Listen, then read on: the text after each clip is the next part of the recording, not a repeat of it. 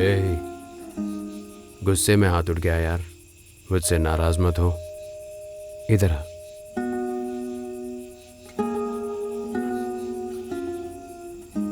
मैंने माँ से बात किया है, इलेक्शन के बाद देखना सब कुछ ठीक हो जाएगा। नहीं ध्वजा, कुछ भी ठीक नहीं होगा।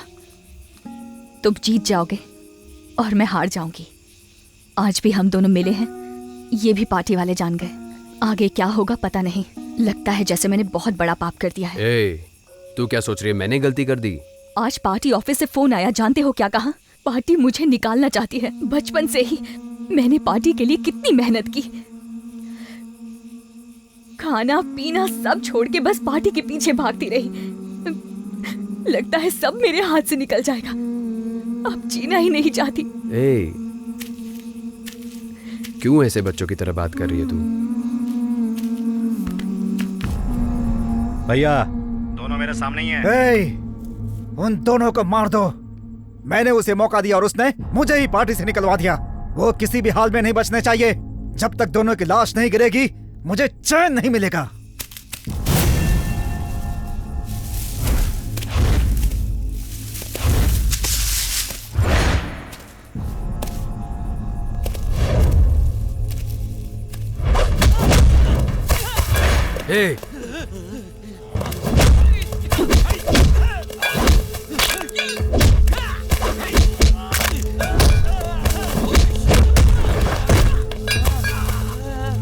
चलो।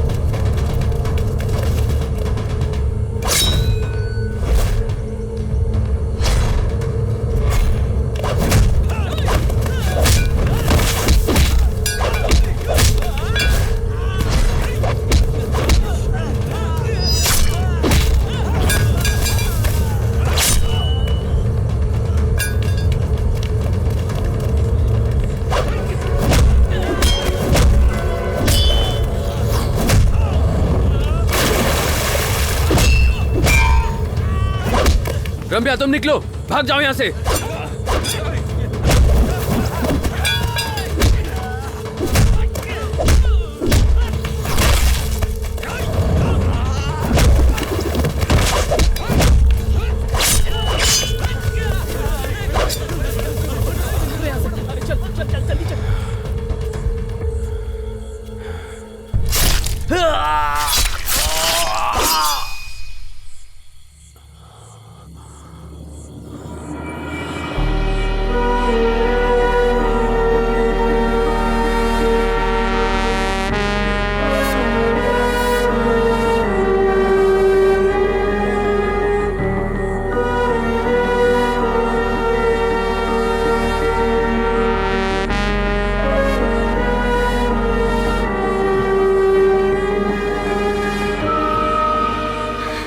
मेरे पास जीतने के लिए दूसरा और कोई रास्ता नहीं है ध्वजा।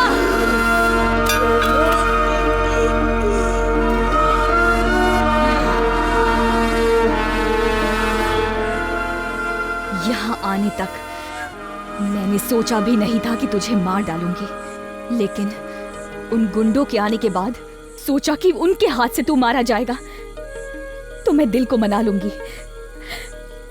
मेरी जीतने की चाहत है, इसीलिए मैं अपनी चाहत को पूरा करने के लिए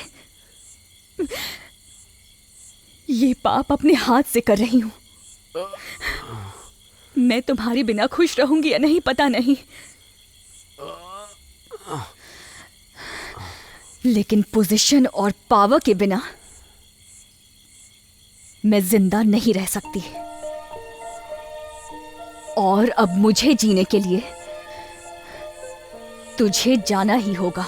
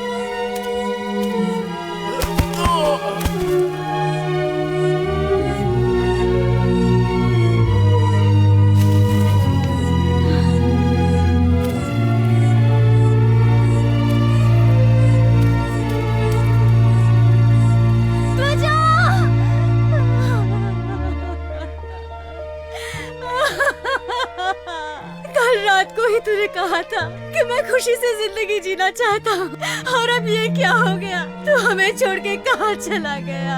एक बात बता, क्या ये दिन देखने के लिए मैं तुझसे बात नहीं करती थी? अपनी माँ से बात कर बेटा।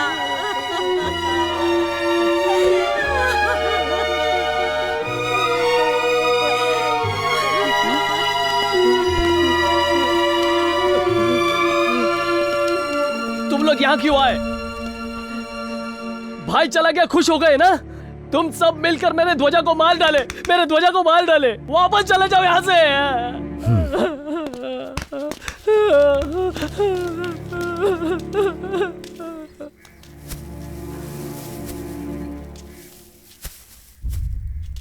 ए, क्या देख रहा है बे?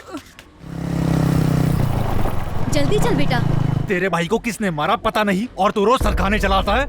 चल अब निकल यहाँ से। कंप्लेंट दे दिया है ना, अब घूरना बनकर निकल यहाँ से।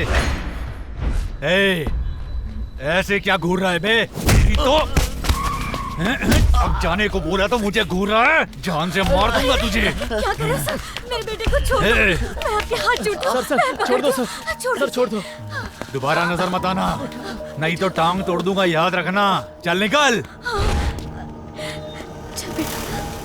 आज ध्वजा जिंदा होता तो ये ऐसा कर पाता क्या? कॉम्प्रोमाइज कराने के लिए ध्वजा को पुलिस स्टेशन में बुलाया था। वो जो ब्याज का धंधा करता है ना, गिरी, उसे तो वहीं थाने में ही मारा। पार्टी की बदनामी कम करने के लिए ध्वजा के जेरोक्स कॉपी भाई को अगर हम पार्टी में रखेंगे तो फायदा होगा। उसके चक्कर में हमें सिंपैथी वोट्स भी मिलेंगे। ध्वजा के घर जाकर बात करें तो ये काम हो जाएगा अध्यक्ष महोदय।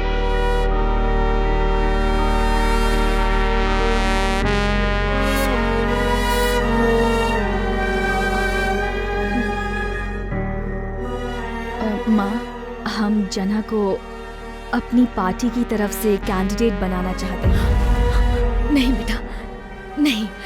इस गंदी राजनीति में मैंने 2 लोगों को खो दिया है।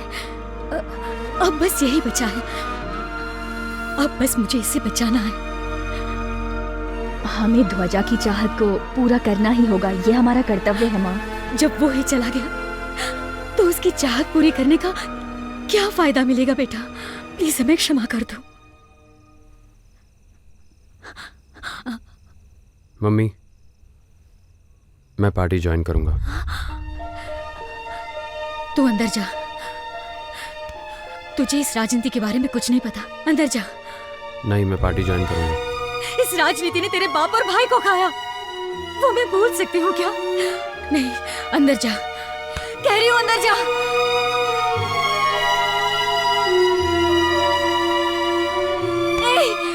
अपनी माँ की बात नहीं मानेगा। तेरा भाई भी ऐसे ही नाटक करके अपनी माँ को छोड़ के चला गया। अब मैं तेरे बिना कैसे रहूंगी? अपनी माँ की बात मान ले बेटा। अंदर जा बेटा, अंदर जा बेटा। मैं तेरे बिना नहीं जी पाऊंगी। मैं खड़ा हूंगा।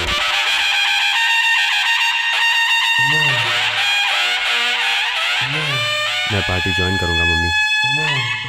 हिमगिरी क्षेत्र में बाय इलेक्शन में अब ध्वजा की जगह उनके भाई जनार्दन खड़े होंगे। अब देखना ये होगा कि उनके विरुद्ध विपक्षी पार्टी किसे उतारती है। भाई, इस इलेक्शन में अपनी पार्टी से किसको खड़ा करें समझ में नहीं आ रहा।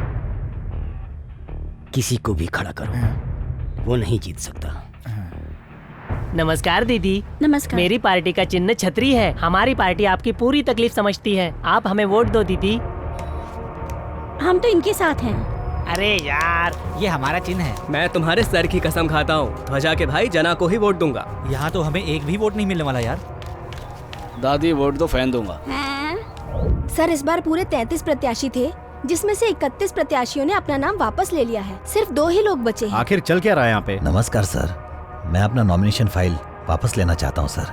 मेरे डिपॉजिट मनी को प्लीज वापस कर दीजिए सर।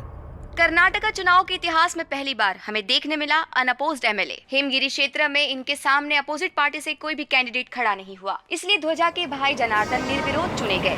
हमारी पार्टी के लिए रम्या ने इतने सारे फंड जमा किए। रम्या का हम पार्टी की तरफ से तहे दिल से स्वागत करते हैं। ये लो। Thank you sir.